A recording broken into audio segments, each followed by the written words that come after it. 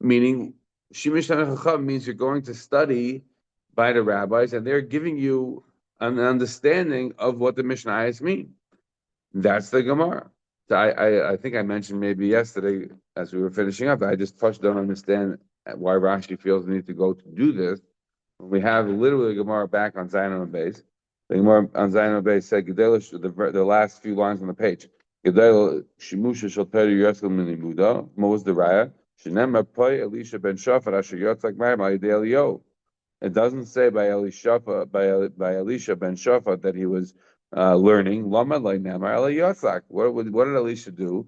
What are we praising him about? Is that he was pouring water on Eliyahu. Meaning he was being mishamish and helping him to the bathroom and the mikveh and going to shul and accompanying him on the road. Like that was what it did. It was a shamish. But it doesn't say anything here about learning from him. It says that he was being mishamishim in a literal sense.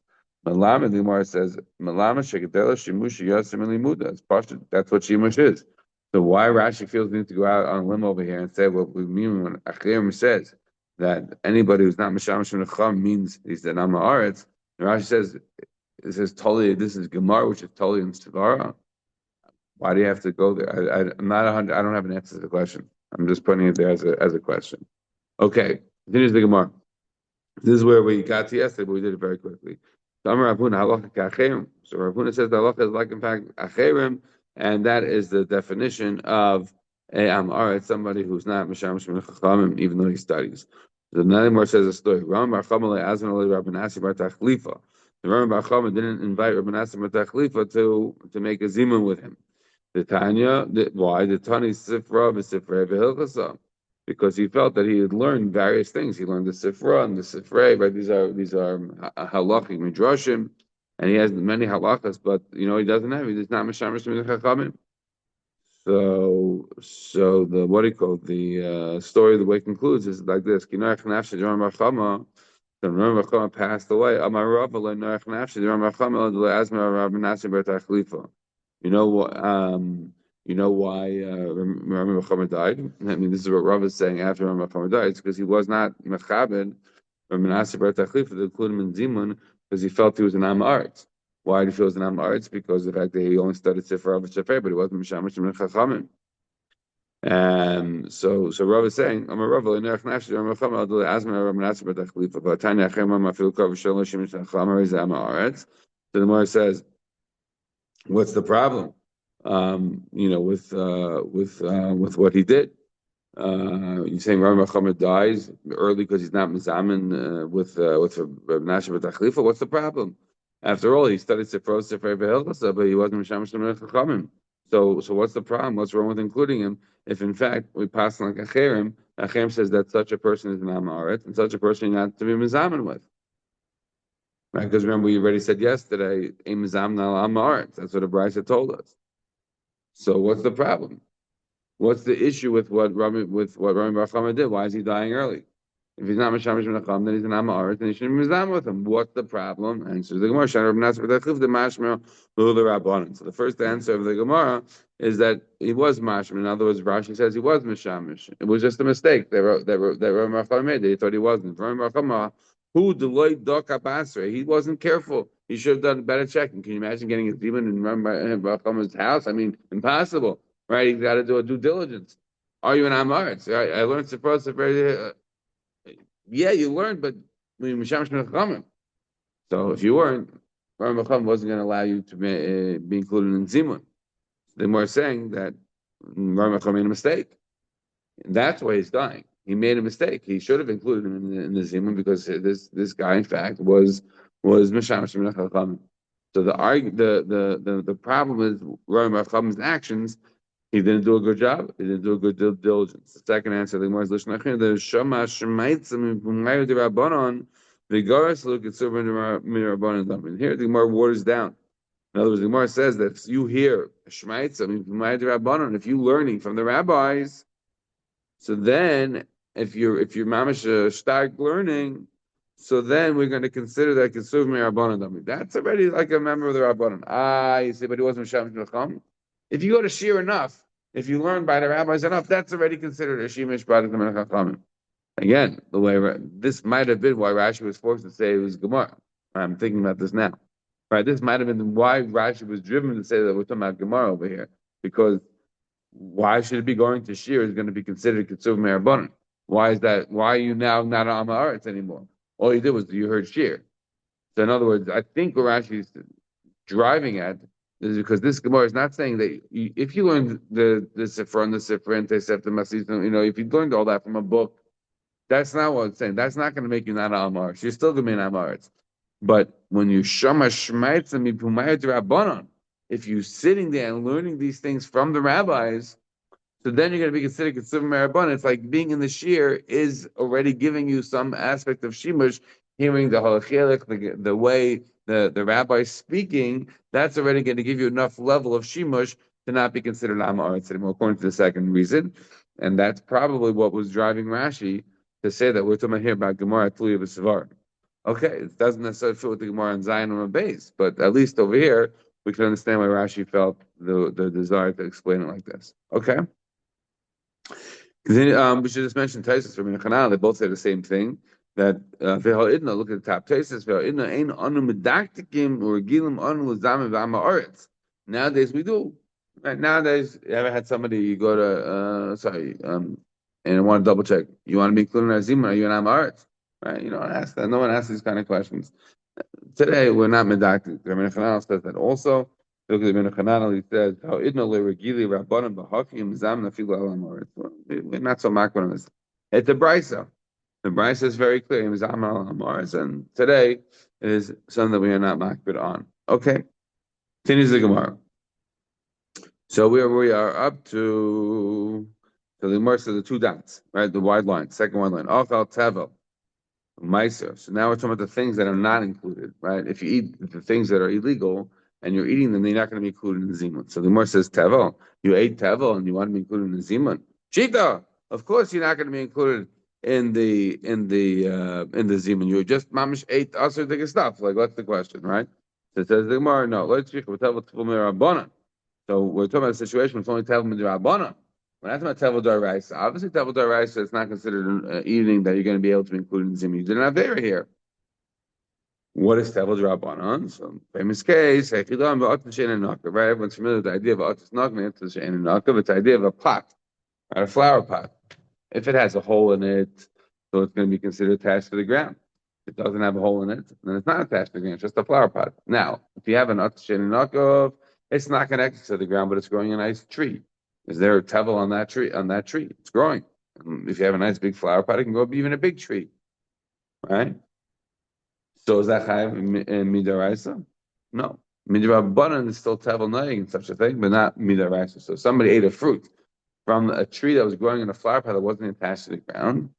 In that situation, it's tevel midrabanan.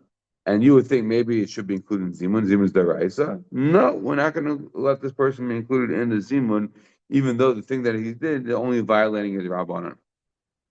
That itself is a question we should, one day try to explore. When and when not do we say about Asay Dechalisas? In this situation, it would seem like the Tevel, which is the Rabbanan, is not being included in the Zimun, but doesn't mean he's not going to bench.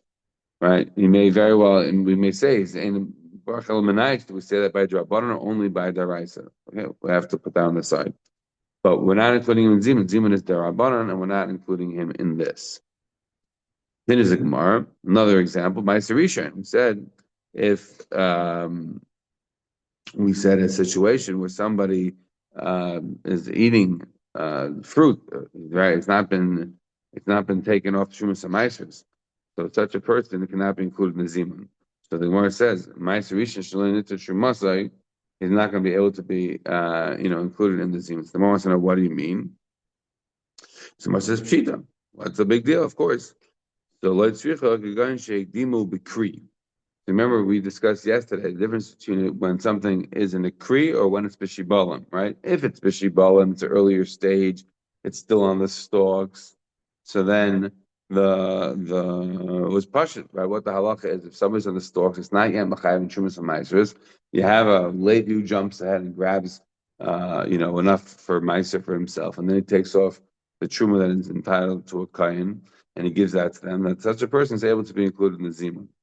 But what we're talking about today is somebody in a situation where he didn't take off. So much if he didn't take off Meiser, what's the big chiddush here? What do you mean?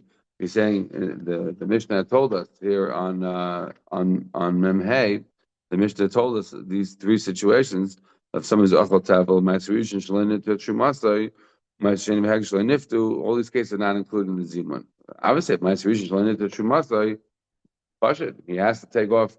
He has to take off his truma, and if he doesn't, the Levi shouldn't be included. What's the big chiddush? The Gemara says, no. The chiddush is not that we're talking about the trumas meiser that the Levi has to take off when he takes off, when he gets meiser. That's not what we're talking about. What we're talking about is a situation like this. Shita said the Gemara, we're not talking about a situation where Levi has meiser and didn't take off his own truma. No. We're talking about a situation where he jumped ahead after it was no longer Mishibalim, right? The owner had taken off the stuff from the stalks, and now he made a pile of everything. When it comes into the pile and it becomes part of the Kri, so then you chayev on it. Then you chayev on it the matanas to the Kohen and the Levi. Now the Levi was kadam in the Kri, right? Not Bashibalim. He's kadam in the Kri. So he goes to the pile and he grabs there the amount for Maisa for himself. Okay? So what does it mean the Mishnah says that Maisa Shalai Nitzel Trumasa? What do we mean? We don't mean that it's not taken off the Trumas Meiser, right? The Levi now went, grabbed a certain amount that would be, let's say, Roy for Meiser. He grabbed the 10. Now he has to take off Truma from that 10 and give it to the Kain. We're not talking about a situation where the Levi had not taken off that Truma that he's supposed to take off Truma from his 10. No. He can take off Truma. That's not the issue. The issue is that when you went and grabbed from the Kri the amount of mice that you're entitled to, you weren't entitled to that amount. There's a piece of that, 1/50th at a minimum, was roid for the Kohen. Why? Because once it gets into the Kri, it's already idgan, as the Gemara called it. Right? It's already considered dagon. It's already chayiv now in Shumas and Meiseris. So that means that the Kohen's gift comes before yours, the Levi's. So that means that when the Kri is there, there's a piece that's already entitled to the Kohen. You came along and grabbed it. That means a part of your piece is already entitled to the Kohen. Well, you want to give now Trumas Meiser from your piece to the Kohen, that's great. But what about the initial piece that the Kohen was entitled to that you weren't entitled to get? So therefore, you have not been able to adequately be taking off the requisite matanas, and therefore you're not going to be included in the zimun. Says the Gemara again. Pshita lo tzrich yoncheitim b'kri is a situation where it was already put into the pile, it was already taken off from the stalks, but once that happens, that means that the Kohen is then entitled to a certain amount. You might have thought that it'll be like Rav said to Abaya. Kamash Malan. You might have thought it's like Rav said to Abaya. Remember yesterday, the last line, top line here, that Mikol Matzor Seichem, that so long as you gave from your matana, that would be sufficient. No, he said once it becomes dagon, once it becomes into the Kri, then you can't just simply say whatever present you give that will be sufficient. It has to be once it's dagon, it has to go through the appropriate matanas, and that is back to how we pass it. And so since it did not, you are not able to be included in zimun. So that was the Meiser Rishon. Then the Gemara said, what about Meiser Sheni and Hektish that they weren't paida appropriately? So the Gemara says Meiser Sheni Pshita. Obviously, Pashat Meiser Sheni that it's if you're not paida it, then what's the chiddush? Of course, you're not supposed to be eating it. So the Gemara says Lo tzricha sheniftuv lo niftuv kil chasan. It's a situation where you were paida it, but you weren't paida kil chasan. What does that mean? It means that you were not paida the Meiser Sheni in a way that was appropriate. How do you appropriately pay the Meiser Sheni? So the Mar Meiser Sheni Ganship Pado al Gabe Asimain, right? You were paid it with an Asimain. Asimain is basically a coin that doesn't have a tzura. Rachmana Omer Tarta Kesef Yodach, right? You have to well, the word literally is to bind it, but we dashed from it is Kesef Sheyesh Lov Tzura. Meaning you have to have a coin that has is interchangeable, that could be used in commerce. If you have a coin that's not have not boilet on it, the imprint, then it could be counterfeit, whatever. It's not necessarily going to be able to be used in interstate commerce. So that's what's my situation, that the person was paid it, but he wasn't paid the Ma'aser Sheni, Kil Chasa.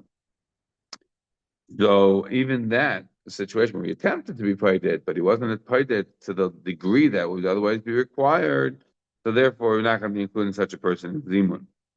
Then the Gemara says, what about Hektish? Remember, Hektish is another example. It was similar. They both have to be paid in order to be able to be included in Zimun. So what's the situation of Hektish? That you ate Hektish, but it wasn't appropriately paid. What was missing? So the Gemara explains, Hektish shechila gabe karka v'loy p'toy b'kesef. You had Hektish that you machal and al gabe karka. Right? Normally, what you have to do is you machal the Hektish on money, and then you take the money to Yerushalayim, you buy something there, and you eat it there. But here, what he did was machal it on karka. So he took the value of Hektish and said, okay, this amount of karka is now going to be in place of the Hektish. But that's not an appropriate way of doing Chilul. That's not being paid the Hektish in an appropriate way. You can't take the land with you to Yerushalayim. So the Gemara says in that situation, right? You have to use money that's able to be coming with you. In effect, the land is not ever coming with you. So therefore, it's not appropriate pidyon, and therefore the halacha is you cannot be included in zimun if you apply the hektish or meiser sheni in this kind of inappropriate fashion. You are not included in zimun. Okay. Then is the Mishnah. What happens if you ate less than a kizayat?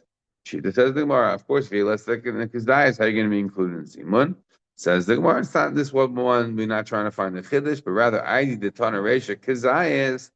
Tana Seifa Pakas Mikazayas. Once we said in the ratio that we talked about that if the Shamish eats a Kazayas, and there was a Chiddush. Right? The Chiddush is that you could be included the Shamish and the Zimun even if he only ate a right? He ate a Kazayas, but the word is that he's serving, he's running to the kitchen and back and forth. And so you think maybe he's not part of the Kfiyah Suda. And the Chiddush was that he was. So now, here when we say that a Shamish who ate less than a Kazayas is not included in Zimun, it's not a word that is not included in Zimun, that's a Chiddush. Of course, it's not included in Zimun.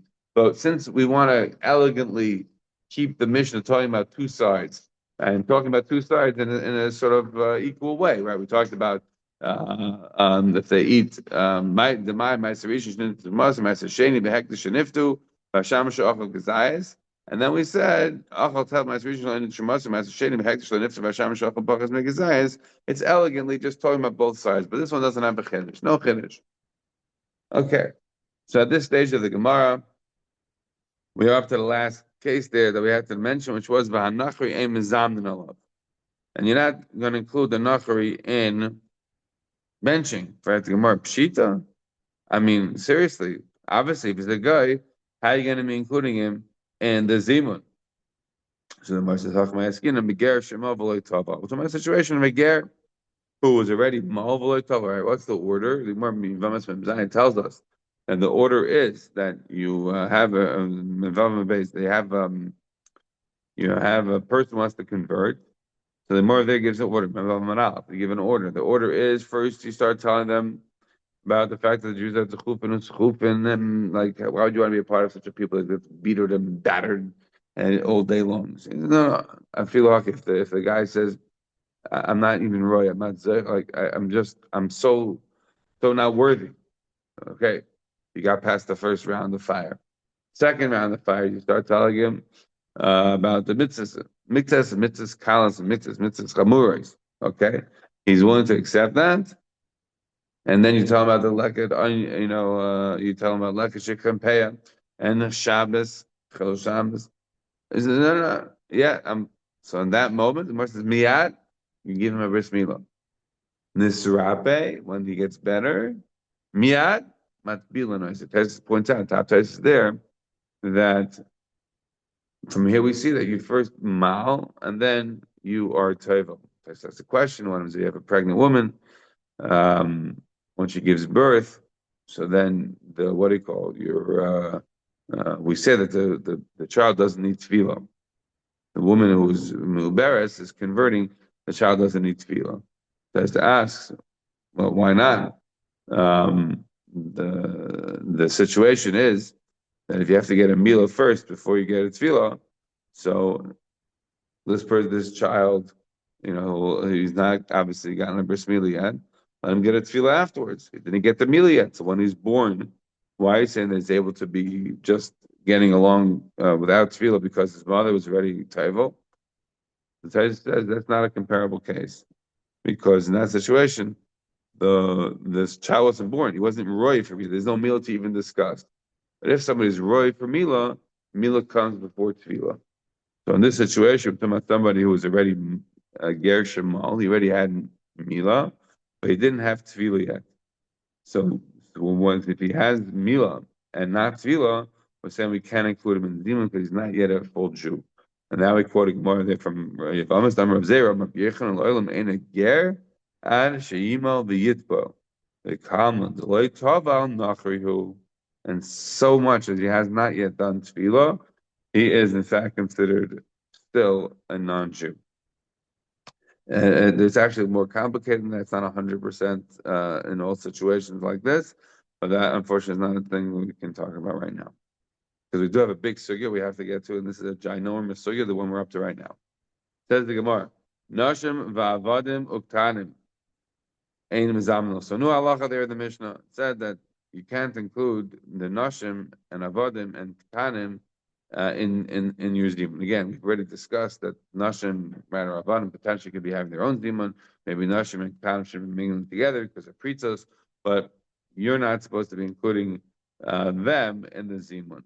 So the more wants to understand now that we already discussed Nashim and Avadim, but we want to discuss now the Ktanim. Says the Gemara, Amar Rabbi Yosi, Katan hamuto ba'arisa mizamnin Allah. Rabbi Yosi disagrees. And he says, if you have a katan who's in his, his crib, the mezamin of you're allowed to include him in the zimun. But didn't we say in our mission that you can't include katanim in the zimun?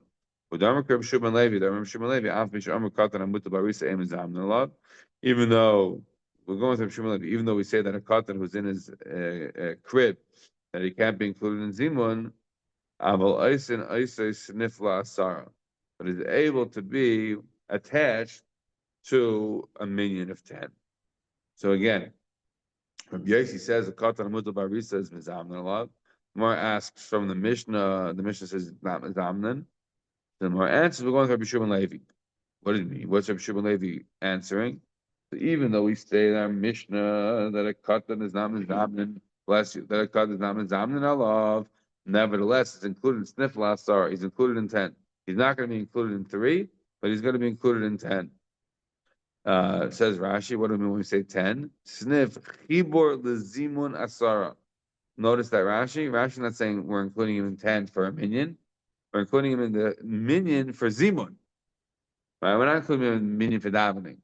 The minion for Zimun. And when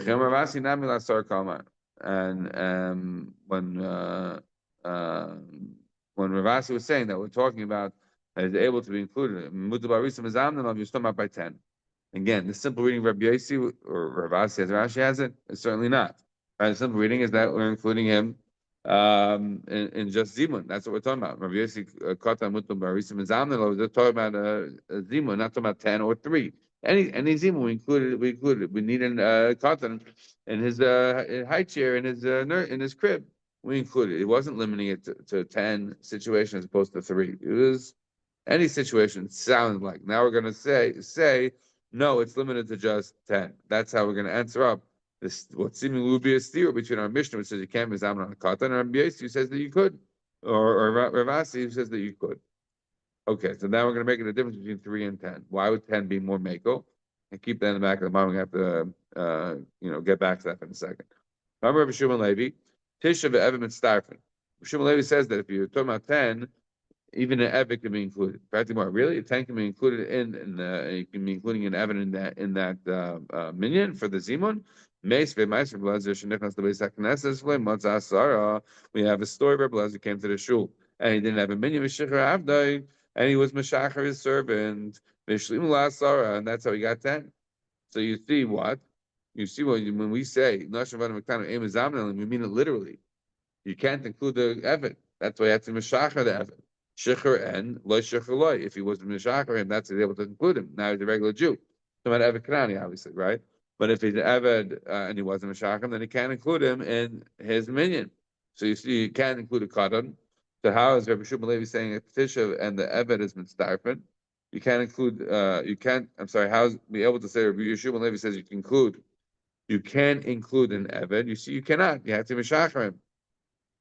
So the Gemara doesn't answer. Well, there's a difference between Zimun and a minion, which the Gemara could have done. The Gemara doesn't do that because Rabbi Shmuel Levi said Tisha b'Eved b'Starf, and it didn't sound like he was necessarily limited to Zimun either. In any event, what did he answer? The Gemara says trade Srichu. Well, the situation in Blazer was he really needed two. He was short two for a minion. Shicher chad v'nofik b'chad. So he was mishach for one of his avadim, and one he was yotze with. He wasn't mishach for him. So that's to say he had two servants. One he was mishachar to get to 9, and then he was using the Eved. So don't learn up from the story of Rabbi Lezer. Oh, that he was mishachar and Eved. That means that if he didn't mishachar and Eved, he can't include him. He didn't include a Eved who was in fact in the minion, but he was mishachar one because he needed 2, and therefore if you need 2, you can't include 2 avodim. Only as a 10. So in fact, it was not disagreement with Rabbi Shimon Levi. In fact, you could include an Eved in the tzirav. Says the Gemara, right? Because Eved, obviously, Eved Kanani is Chayav Nisnitsky Isha, so there's certain elements that are maybe even better than a kata. Nevertheless, we have to move on for now. Says the Gemara, V'hechi Aved Hachi, how could Rabbi Lezer have done this? V'am Rabbi Yehuda Kom Shacha Avdei Over Ba'asei Shneimar L'Olam Abban Ta'avaydu. And Rabbi Yehuda says a very famous line that's Over and Achsei, if you're Meshachar and Eved, because it says L'Olam B'hem Ta'avaydu. You have to keep them working for you forever. Says the moral, the mitzvah shiny. It's a mitzvah. So a mitzvah is different. Here you're able to violate another mitzvah. Says the moral, really? What do you mean? Mitzvah baba averi. This is a mitzvah baba averi. If the moral, mitzvah the rabbi shiny. It's even, don't tell me it's a mitzvah baba averi because the mitzvah the rabbi. What do you mean the mitzvah the rabbi? It's a mitzvah the rabbi in the sense that you need a minion. What do you mean? Minion is daraisa? Minion is the rabbanon. Even on the rabbanon, you're allowed to have mishachar and eved. Sam Seif, in a famous tshuva, he has a very famous tshuva to Merzchias and Archaim Rishches, where he goes through lots of questions that the Merzchias asked him. One of the things he says is that I used to think that this Gemara was talking about a situation of Daraisa. That this Gemara was talking about like Parashat Zachar. Remember Taisus before? We had a Taisus in Gimel. Taisus says that Parashat Zachar is the Daraisa, right? The Magen Avraham, a famous Magen Avraham to explain Parashat Zachar is Daraisa. The Parashat Zachar is Daraisa. Then you understand. You have 2 essays, but literally, if it's the Rabbanon, minion is the Rabbanon. Maybe goes to show you the importance of minion. In any event, where we get into here is that we call it a mitzvah deram. It's a very long back, enough time to do this. But one of the arguments that is made is perhaps that a mitzvah derabim has like a sort of a special chiyuv. Okay. In the very limited time left, we do have to move further. So we have to cut off some of this discussion to get a little bit further along. Okay, so continues the Gemara, and the Gemara says as follows. A person should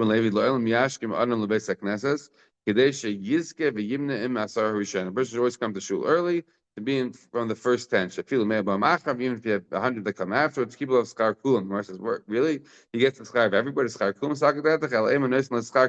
doesn't get the schar of everybody, but if you come in the first 10, you get a schar that's equal to everyone that eventually comes to the minyan. Amar Avuna, I've proven before, like the Gemara in the end of Shanachav test there, that Lamed Aleph, that the Gemara says that the Gemara has a question there about blowing shofar. Do you do bashachas by musaf, and do you do halal by musaf or bashachas? The Gemara says 2 things: either do you say b'rava mahadis melech, or do you say reason makim lemitzvahs.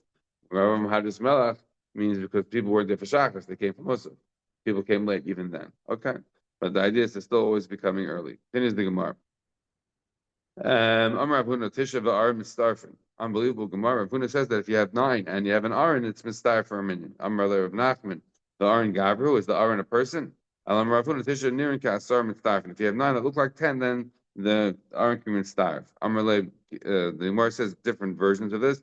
Amar Lakim Mekanfi. Some say when it's all tied together, so people look like it's bunched up, so then they can be included. But Amar Lakim Mivadri. Then when they're very spread out all over the place, then you can't really count. So that's when you're able to include it. Either way, Amar of Ami Shnaim Shabbos Mitzdarfen. Two people on Shabbos are Mitzdarf in. Right, it's like we say Panim Chadoshis, right? Then Shabbos that you don't need to have Panim Chadosh because the Shabbos is the Panim Chadosh, right? So here we're saying a similar idea. Shabbos is able to Mitzdarf to have a Zimun even with two. Right, we had a whole discussion about before. If you remember, if you're Mizamin with two or not, you have the option or shouldn't you? So we had a whole discussion. We're not getting into that again right now. So continues the Marble of Nachman Shabbos Gavra or Shabbos a person that you're including them in the Zimun Al Amra Rabbi Ami Shnei Tamid Chacham Mechanim says that about halacha it's darken. You have two Tamid Chacham they're fighting in halacha, then they're able to starve. Right? It's the very fact that they are debating halacha that can be considered three. Machar of Chizda, Rav Chizda made a motion. You can go on another Rav Sheshes like me and Rav Sheshes. That's how we act together. Machar Rav Sheshes can go on another Rav Chizda. Rav Sheshes made a thing like me and Rav Chizda. In other words, they had a lot of good debates together. If you remember, we had a Gemara. We had a Gemara before on Lamed and Alf. The Gemara talked about Rav Sheshes and Rav Chizda both traveling on the road, and there was a question about how do you say Tfilas Hadarach? Do you stand? Do you sitting? And if Sheshes was blind, he couldn't see, so he asked what Rav Chizda was doing. So even if he disagreed with Rav Chizda, he still did like Rav Chizda. Like they were very interactive with each other in terms of their shittas. It says the Gemara. Now another unbelievable halakha in terms of this topic of being mistar. If you have a mature katan, he is able to be included in the zimun. Again, what does that mean? Katan pereach. Rashi tells us that it means somebody who has simanim. Right, he has already shtei cyrus, but he hasn't yet reached bar mitzvah age. Right, 13 in a day, he has not yet reached. So, so the Gemara says, "Tanya Miyaka have a price like this. Katan shevi shtei cyrus mizamnin alav. A katan who has shtei cyrus is going to be included in part of the zimun. So heavy shtei cyrus em mizamnin alav. Maybe medactic in the katan, and we're not medactic on a katan. So the Gemara is hagu b'kasha. What are you talking about? Amos heavy shtei cyrus and loy heavy loy. If the cotton brings shtei cyrus into the B'chal Shanav, he's going to be included. But if he doesn't have shtei cyrus, he's not going to be included. And they tell me you're not medactic on the cotton, which sounds like what? What are you trying to come in and include? What is this, in fact, doing? If you're not medactic on the cotton, you don't care if he has shtei cyrus, then it sounds like we're going back to the case of Arisa. And even if he's in his crib, we'll include him. So the Moshe says, no. We're talking about a cotton up here. We're talking about a cotton who has shtei cyrus, but he hasn't gotten B'chal Shanav. That Pesach says, I don't understand that. By definition, doesn't really make any sense.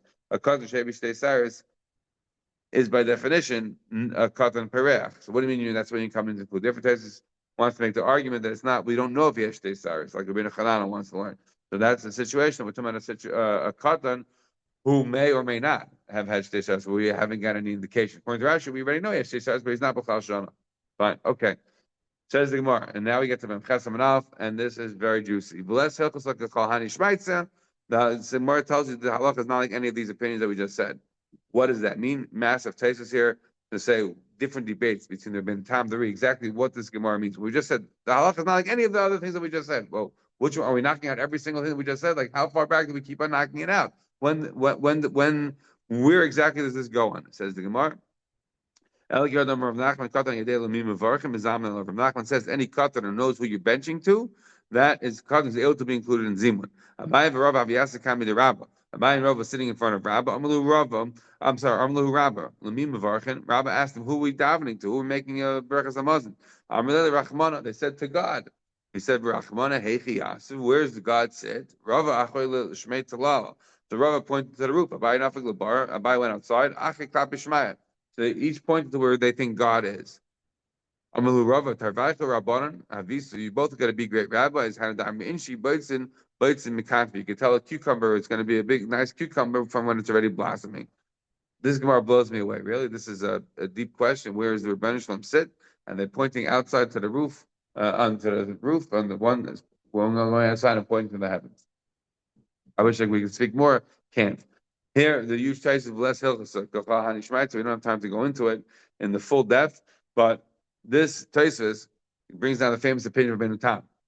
Right? Rabbeinu Tam says that if you have a katan, can be included in the as a tenth person, because when we say that the halacha is not like the kachol hani shmaitza, we're not going all the way back to knock that out. Says Rabbeinu Tam. Rabbeinu Tam, afal pi the less hilchos like kachol hani shmaitza. Miu Allah Rabbi Shua ben Levi, the Amar Katan Mamish Oisen Oisen Snifla Asar. Katan be included in the tenth. If it's a Shazat Chak, you can include the katan in the tenth. This that we could require the cotton to have shnei simanim, etc. That's only with regards to three people in terms of like a zimun situation. But we're not going when it comes to a minion, zimun or in general, a 10th person, if it's not available, me included a cotton. This is the vort of Rabbeinu Tam. And Rabbeinu Tam here says that he makes fun of those who say that a cotton holding a chumash, that is having any value. This Taisa says the only thing would be potential value is if it would hold the Sefer Torah. To hold the chumash has absolutely no value. And Taisa then says, and we don't go with the Rabbeinu Tam. Taisa rejects the Rabbeinu Tam, and Taisa says that a katan is not considered a snifla. So we don't include the katan in the 10, and we don't include the chumash either. So the way it actually comes out of the halacha is we don't include a katan in the 10, but the famous Baal Tanya, the Baal Tanya writes that we shouldn't make fun of it. Right? And places that have this kind of a minute that rely on a katan of the chumash, and I have heard that in certain places in the world that is still done, and not to make fun of this idea, because clearly Rabbeinu Tam, even though he doesn't hold the chumash, he holds the katan. Even though we reject Rabbeinu Tam and Rabbeinu Tam rejected the chumash, nevertheless people wanted to use the katan and the chumash as b'shas and chag. Okay. Last point, just to mention before we finish, is that there are two Rabbeinu Simchas brought down in the Mordechai. These are two very famous Rabbeinu Simchas. One is in relation to benching, and one is in relation to minyan. And he says that in Shas and Chag, you can include even a woman as the 10th, both in Zimun and in minyan. We'll stop there.